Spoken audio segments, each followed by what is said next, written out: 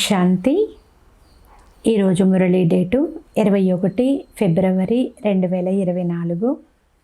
బాబా చెప్తున్నారు, మధురమైన పిల్లల్లారా, జ్ఞాన ఖడ్గానికి యోగము అనే పదును ఉన్నప్పుడే విజయం లభిస్తుంది. జ్ఞానము జతలో యోగశక్తి ఉన్నట్లయితే దాని ప్రభావం తప్పకుండా ఉంటుంది. ఈరోజు మురళీలోని ప్రశ్న, మీరు ఈశ్వరీయ సందేశకులు కనుక ప్రపంచమంతటికి మీరు ఏ సందేశమును ఇవ్వాలి? సమాధానము, ప్రపంచానికంతటికి ఈ సందేశమును ఇవ్వండి. భగవంతుడు చెప్పారు, మీరందరూ స్వయాన్ని ఆత్మగా భావించండి, దేహాభిమానం వదలండి. తండ్రినైనా నన్నొక్కరనే స్మృతి చేసినట్లయితే మీ తలపై ఉన్న పాపాల భారమంతా దిగిపోతుంది. ఒక్క తండ్రి స్మృతి ద్వారా మీరు పావనముగా అయిపోతారు. అంతర్ముఖీలైన పిల్లలే ఈ సందేశమును అందరికీ ఇవ్వగలుగుతారు. ఓం శాంతి. మనుష్య మాతృలెవ్వరినీ భలే దైవీ గుణాలు కలిగిన వారినైనా లేక అసురీ గుణాలు కలవారినైనా భగవంతుడు అని అనేందుకు మాత్రం వీల్లేదు అని బాబా అర్థం చేయించారు. దైవీ గుణాలు కలిగిన వారు సత్యయుగంలో ఉంటారు అని, అసురీ గుణాలు కలిగిన వారు కలియుగంలో ఉంటారు అని పిల్లలకు తెలుసు. అందువల్లనే మీరు దైవీ గుణాలు కలిగి ఉన్నారా లేక అసురీ గుణాలు కలిగి ఉన్నారా? సత్యయుగానికి చెందినవారా లేక కలియుగానికి చెందినవారా అని వ్రాతపూర్వకమైన ఒక పత్రమును కూడా తయారు చేయించారు. అయితే ఈ విషయాలన్నీ కూడా మనుషులకు అతి కష్టం మీద అర్థమవుతాయి. మీరు మెట్ల చిత్రం గురించి మంచి రీతిగా అర్థం చేయించవచ్చు. మీ జ్ఞాన బాణాలు చాలా బాగున్నాయి, కానీ వాటికి యోగము అనే పదును చాలా అవసరము. ఉదాహరణకి ఖడ్గానికి కూడా పదును ఉంటుంది కదా. కొన్ని చాలా పదును కలవిగా ఉంటాయి. ఉదాహరణకి గురు గోవింద సింగ్ ఖడ్గము విదేశాలకు వెళ్ళింది. ఆ ఖడ్గమును తీసుకుని పరిక్రమణ చేస్తారు, అంటే ప్రదక్షిణ చేస్తారు. చాలా శుభ్రంగా ఉంచుతారు. కొన్ని అతి తక్కువ విలువ గల ఖడ్గాలు కూడా ఉంటాయి. దేనికి పదును ఉంటుందో అది చాలా తీక్షణంగా ఉంటుంది, అలాగే దాని యొక్క విలువ కూడా ఎక్కువగానే ఉంటుంది. పిల్లల్లో కూడా అలాగే ఉన్నారు. కొందరిలో జ్ఞానము చాలా ఉంది, కానీ యోగము అనే పదును మాత్రం తక్కువగా ఉంది. ఎవరైతే బంధనంలో ఉన్నారో, పేదవారిగా ఉన్నారో వారు శివబాబాను చాలా స్మృతి చేస్తారు. వారిలో భలే జ్ఞానం తక్కువగా ఉంటుంది, అయితే యోగం అనే పదును మాత్రం చాలా ఎక్కువగా ఉంటుంది. వారు తమో ప్రధానం నుండి సతో ప్రధానముగా అవుతున్నారు. ఉదాహరణకు అర్జునుణ్ణి, ఆటవికుణ్ణి అంటే ఏకలవ్యుణ్ణి చూపిస్తారు కదా. అర్జునుని కంటే కూడా ఆ ఆటవికుడే అంటే ఏకలవ్యుడే బాణాలు వేయడంలో చురుకుగా అయ్యాడు. అర్జునుడు అనగా బాబా ఇంట్లో ఉండి ప్రతిరోజు మురళిని వినేవారు. వారికంటే బాహ్యంలో ఉండేవారే తీక్షణమైపోతూ ఉంటారు. ఎవరిలో జ్ఞానం అనే పదును ఉందో అటువంటి వారికి వారు సేవ చేయవలసి ఉంటుంది. అయితే అది డ్రామాలో నిశ్చితమై ఉంది అని అంటారు. కొందరు ఫెయిల్ అవుతారు, లేదా కొందరు వ్యాపారంలో దివాలా తీసినప్పుడు తమ దురదృష్టము అని భావిస్తూ చేతిని నుదుటిపైన ఉంచుకుంటారు, లేదా నుదుటిన కొట్టుకుంటారు. జ్ఞానము జతలో యోగం అనే పదును తప్పనిసరిగా అవసరము. ఒకవేళ పదును లేదు అనుకోండి, వారిని కంటాపాటి అంటే కుక్కడి జ్ఞాని అని అంటారు. కుక్కడి జ్ఞాని అంటే ధారణ లేకుండా కేవలం నేర్చుకుని చెప్పేవారు. పిల్లలు కూడా అనుభవం చేసుకుంటారు. కొందరికి పతిపైన, ఇంకొకరికి ఇంకెవరిపైనో ప్రేమ ఉంటుంది. జ్ఞానంలో అయితే చాలా తీక్షణంగా ఉంటారు, కానీ లోపలంతా గందరగోళమే ఉంటుంది. ఎక్కడైతే పూర్తి సాధారణంగా ఉండాలి అని బాబా అంటున్నారు. అన్నీ చూస్తున్నా ఏమీ చూడనట్లుగా ఉండాలి. తండ్రి పైన ప్రీతి ఉండాలి. అప్పుడే చేతుల ద్వారా పని చేస్తూ మనసు ద్వారా స్మృతి చేస్తున్నారు అనే గాయనం చేయబడుతుంది. ఆఫీసులో కార్య వ్యవహారాలు మొదలైన వాటిలో పని చేస్తున్నా బుద్ధిలో నేను ఆత్మను అనే స్మృతి ఉండాలి. నన్ను స్మృతి చేస్తూ ఉండండి అని తండ్రి ఆజ్ఞాపించారు. భక్తి మార్గంలో కూడా పనిపాటలు చేసుకుంటున్నా మనసు ద్వారా ఇష్ట దైవాన్ని ప్రార్థిస్తూ ఉంటారు. కానీ వారు గుర్తు చేసుకునేది రాతి విగ్రహాన్ని. ఆ విగ్రహంలో అయితే ఆత్మ లేదు కదా. లక్ష్మీనారాయణలు కూడా పూజింపబడతారు, అయితే అవి కూడా రాతి విగ్రహాలే కదా. వీరి ఆత్మ ఎక్కడ ఉంది అని అడగండి. వారు ఇప్పుడు ఎక్కడో ఒక చోట ఏదో ఒక నామరూపాలతో ఉంటారని ఇప్పుడు మీరైతే అర్థం చేసుకున్నారు. ఇప్పుడు మీరు మళ్ళీ యోగ బలం ద్వారా పావనం దేవతలుగా అవుతున్నారు. మీ యొక్క లక్ష్యము మీ ఉద్దేశము కూడా ఇదే కదా అని బాబా అంటున్నారు. ఇంకొక విషయము, జ్ఞానసాగరుడు మరియు జ్ఞాన గంగలు ఈ పురుషోత్తమ సంగమ యుగంలో మాత్రమే ఉంటారు అని తండ్రి అర్థం చేయిస్తున్నారు. ఈ సమయంలో మాత్రమే ఉంటారు. జ్ఞానసాగరుడు కల్పంలో ఒక్కసారి, అది కూడా ఈ పురుషోత్తమ సంగమ యుగంలో మాత్రమే వస్తారు. జ్ఞానసాగరుడు నిరాకార పరంపిత పరమాత్మ శివుడు. వారికి తప్పకుండా శరీరం కావాలి, అప్పుడే వారు మాట్లాడగలుగుతారు. అంతేకాని నీటికి సంబంధించిన విషయం ఏది లేదు. మీకు ఈ జ్ఞానము సంగమ యుగంలోనే లభిస్తుంది.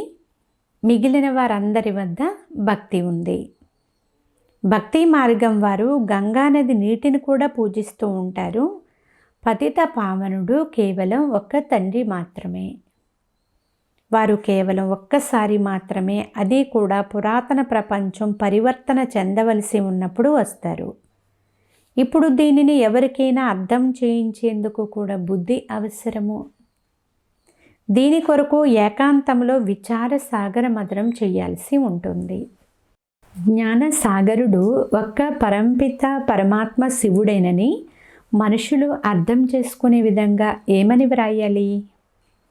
దీనిని గురించి ఆలోచన చెయ్యండి. వారు వచ్చినప్పుడు వారి పిల్లలైన బ్రహ్మకుమారీలుగా ఎవరైతే అవుతారో వారు జ్ఞాన ధారణ చేసి జ్ఞాన గంగలుగా అవుతారు. అనేక మంది జ్ఞాన గంగలు ఉన్నారు. వారంతా జ్ఞానమును వినిపిస్తూ ఉంటారు. వారే సద్గతిని కలిగించగలరు. అంతేకాని నీటిలో స్నానం చేయడం ద్వారా ఎవ్వరూ పావనముగా అవ్వరు. ఈ జ్ఞానము సంగమ యుగంలోనే ఉంటుంది. దీనిని అర్థం చేయించేందుకు యుక్తి అవసరము. చాలా అంతర్ముఖత ఉండాలి. శరీర అభిమానం వదిలి స్వయాన్ని ఆత్మగా భావించాలి. ఈ సమయంలో మేము పురుషార్థులము అని అంటారు. స్మృతి చేస్తూ చేస్తూ పాపాలన్నీ సమాప్తమైనప్పుడు యుద్ధం ప్రారంభమవుతుంది. అంతలో అందరికీ సందేశం అయితే లభించాలి కదా. సందేశమును శివబాబాయే ఇస్తారు. భగవంతుణ్ణి సందేశకుడు అని అంటారు కదా. స్వయాన్ని ఆత్మగా భావించి పరంపిత పరమాత్మ జతలో యోగం జోడించినట్లయితే జన్మ జన్మాంతరాల పాపాలు భస్మమైపోతాయి. మీరు ఈ సందేశాన్ని అందరికీ చేర్చండి. దీనిని తండ్రి కూర్చుని బ్రహ్మ నోటి ద్వారా అర్థం చేయిస్తారు.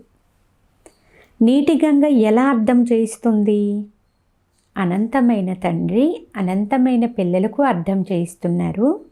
సత్యయుగంలో మీరు ఎంతో సుఖంగా ఎంతో సంపన్నవంతులుగా ఉండేవారు.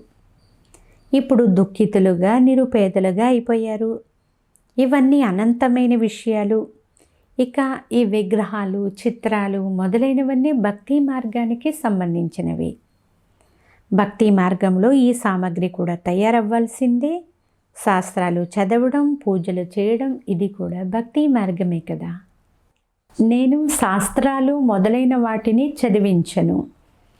నేనైతే మీరు పతితుల నుండి పావనముగా అయ్యేందుకు స్వయాన్ని ఆత్మానే భావించండి అని మొట్టమొదట ఈ జ్ఞానాన్ని ఇస్తాను అని బాబా అంటున్నారు. ఇప్పుడు ఆత్మ మరియు శరీరము రెండూ పతితమై ఉన్నాయి. ఇప్పుడు తండ్రిని స్మృతి చేసినట్లయితే మీరు ఈ దేవతలుగా అవుతారు.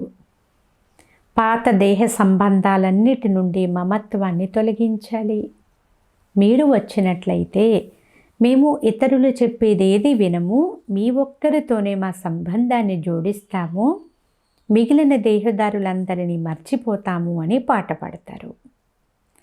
తండ్రి ఇప్పుడు మీకు ఆ ప్రతిజ్ఞను జ్ఞాపకం చేస్తున్నారు.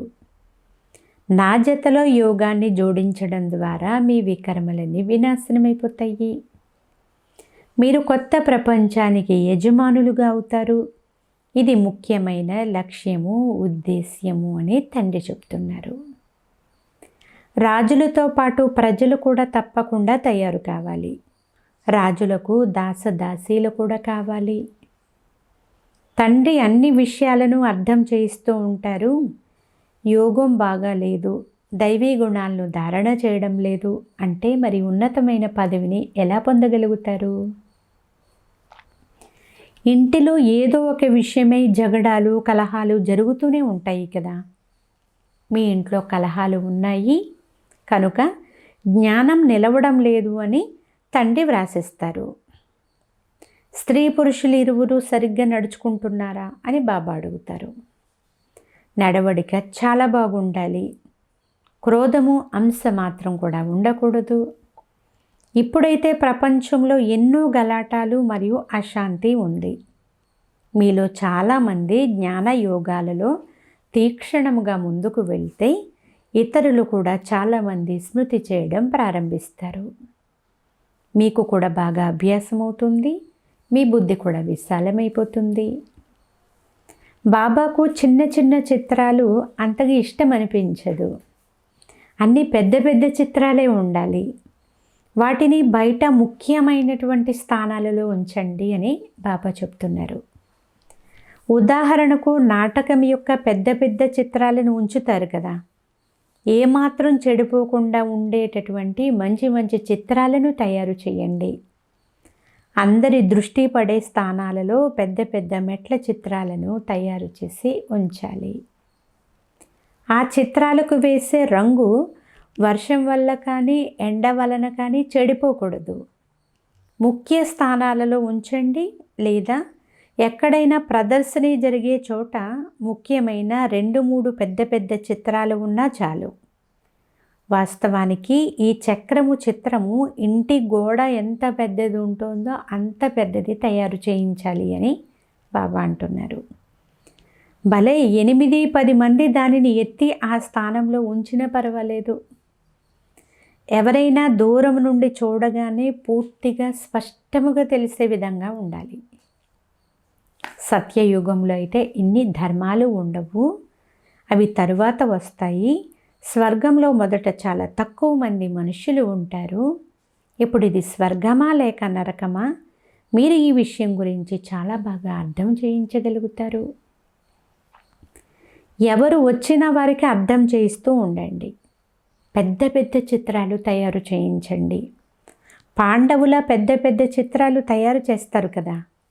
బాబా అడుగుతున్నారు, పాండవులంటే ఎవరు? మీరే కదా. శివ్ బాబా సంగమయుగంలో చదివిస్తారు. ఆ శ్రీకృష్ణుడు సత్యయుగంలో మొదటి రాకుమారుడు. మీరు ఇతరులకు అర్థం చేయిస్తూ మీ రాజ్య స్థాపన చేసుకుంటారు. కొందరు చదువుతూ మధ్యలో వదిలేస్తారు. ఆ పాఠశాలలో కూడా చదవలేని వారు చదువును వదిలేస్తారు. ఇక్కడ కూడా చాలామంది చదువును వదిలేశారు. అయితే వారు స్వర్గంలోకి రారా? మరి చదువును వదిలేశారు కదా, స్వర్గంలోకి వస్తారా రారా? నేను విశ్వానికి యజమానిని, మరియు నా ద్వారా 2 మాటలు విన్నవారు తప్పకుండా స్వర్గంలోకి వస్తారు అని బాబా చెప్తున్నారు. ముందు ముందు చాలామంది వచ్చి వింటారు. పూర్తి రాజధాని కల్పం క్రితం వలె తయారవుతుంది.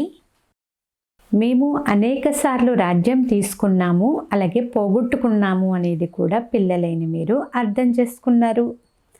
వజ్ర సమానంగా ఉండేవారు ఇప్పుడు చూస్తే గవ్వ సమానముగా అయిపోయారు. భారతదేశం వజ్రతుల్యంగా ఉండేది, మరి ఇప్పుడు ఏమయ్యింది? భారతదేశం అయితే అదే ఉంటుంది కదా. ఈ సంగమ యుగాన్ని పురుషోత్తమ యుగము అని అంటారు. సర్వోత్తమ పురుషులు కూడా ఉన్నారు.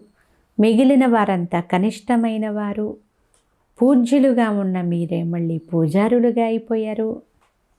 84 జన్మలు తీసుకుంటారు. ఆ శరీరాలు కూడా సమాప్తమైపోయాయి. ఆత్మ కూడా తమో ప్రధానమైపోయింది. సతో ప్రధానంగా ఉన్నప్పుడు ఎవ్వరిని పూజించరు.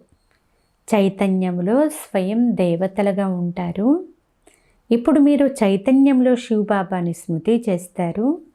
తర్వాత పూజారులుగా అయినప్పుడు రాతి విగ్రహాలను పూజిస్తారు. ఇప్పుడైతే బాబా చైతన్యంలోనే ఉన్నారు కదా. తరువాత వారి రాతి మూర్తిని తయారు చేసి పూజిస్తారు. రావణ రాజ్యంలో భక్తి ప్రారంభమవుతుంది.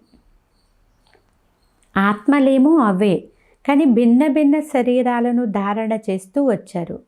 క్రింద పడినంతనే భక్తి మార్గం ప్రారంభమైపోతుంది.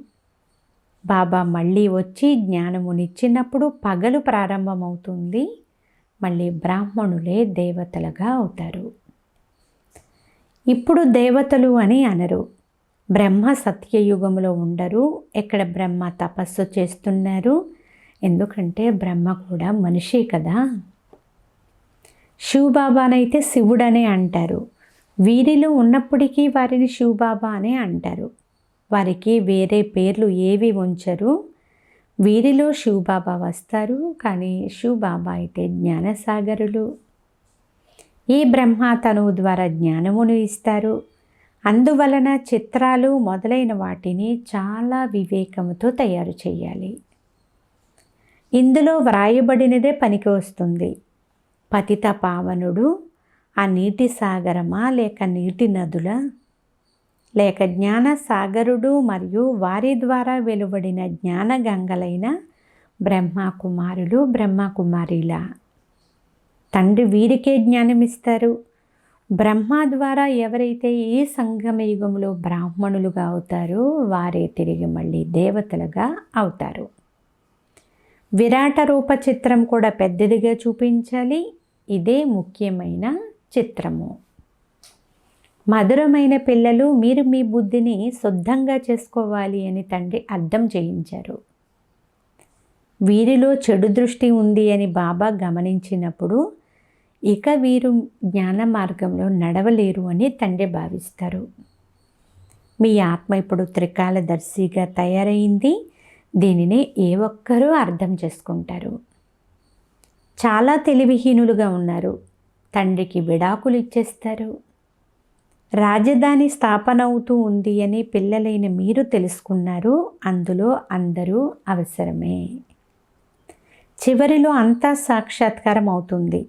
ఫస్ట్ క్లాసు దాసదాసీలు కూడా తయారవుతారు. ఫస్ట్ క్లాసు దాసి కృష్ణుణ్ణి పాలన చేస్తుంది. పాత్రలను శుభ్రం చేసేవారు, భోజనం వడ్డించేవారు, శుభ్రం చేసేవారు మొదలైన వారంతా ఉంటారు.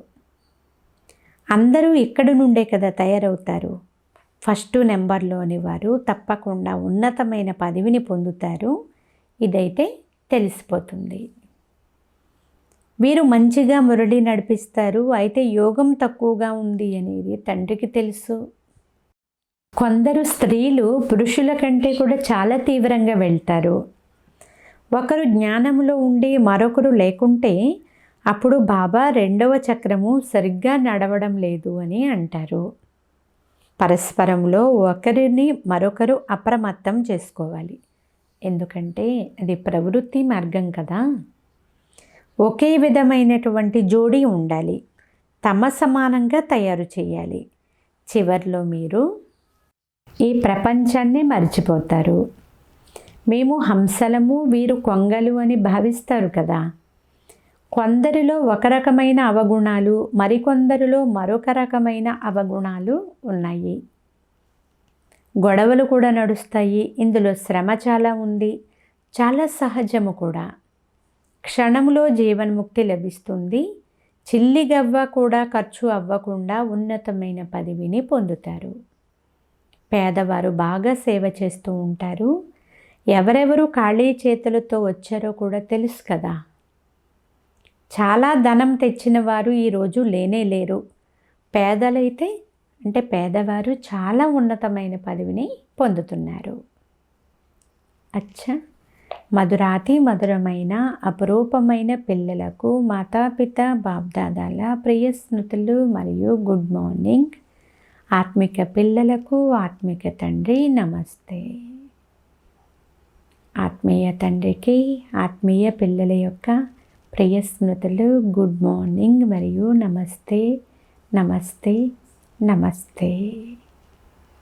ధారణ కొరకు ముఖ్య సారము. ఫస్ట్ పాయింట్, జ్ఞాన ఖడ్గములో యోగము అనే పదును నింపేందుకు కర్మ చేస్తూ కూడా అంతర్ముఖీలుగా అయి నేను ఆత్మను అనే అభ్యాసం చేస్తూ ఉండాలి. నిరంతరము నన్ను స్మృతి చెయ్యండి. ఒక్క తండ్రితోనే సత్యమైన ప్రీతిని ఉంచుకోండి.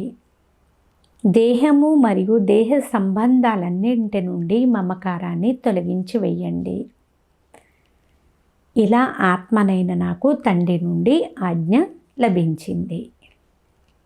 సెకండ్ పాయింట్, ప్రవృత్తిలో ఉంటూ పరస్పరం ఒకరినొకరు సావధానపరుచుకుంటూ అంటే అప్రమత్తం చేసుకుంటూ హంసలుగా తయారై ఉన్నతమైన పదవిని తీసుకోవాలి.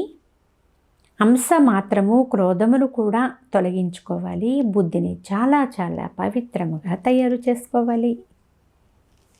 ఈరోజు వరదానము, సాక్షిగా అయి కర్మేంద్రియాలతో కర్మలు చేయించి నేను చేస్తున్నాను అనే భావము నుండి ముక్తులుగా అశరీరీ భవ. సారాంశము, ఎప్పుడు కావాలంటే అప్పుడు శరీరంలోకి రండి, ఎప్పుడు కావాలనుకుంటే అప్పుడు అశరీరులుగా అయిపోండి. ఏదైనా కర్మ చేస్తున్నప్పుడు కర్మేంద్రియాలను ఆధారముగా చేసుకోండి. కానీ ఆధారం తీసుకునే నేను ఆత్మను అని మర్చిపోకండి. నేను చేసే దానిని కాదు, చేయించే దానిని అని మరవకండి. ఎలాగైతే ఇతరులతో పని చేయించినప్పుడు స్వయాన్ని వేరుగా భావిస్తారో అలా సాక్షిగా ఉండి కర్మేంద్రియాలతో కర్మలు చేయించండి. అప్పుడు నేను చేస్తున్నాను అనే భావము నుండి ముక్తమైపోయి అశరీరులుగా అయిపోతారు. కర్మ చేసేటప్పుడు మధ్యలో 1-2 నిమిషాలైనా అశరీరులుగా అయ్యే అభ్యాసం చేస్తే చివరి సమయంలో చాలా సహాయమే లభిస్తుంది. స్లోగన్, విశ్వానికి రాజుగా అవ్వాలి అంటే విశ్వానికి సకాశి ఇచ్చేవారిగా అవ్వండి. అచ్చా, ఓం శాంతి.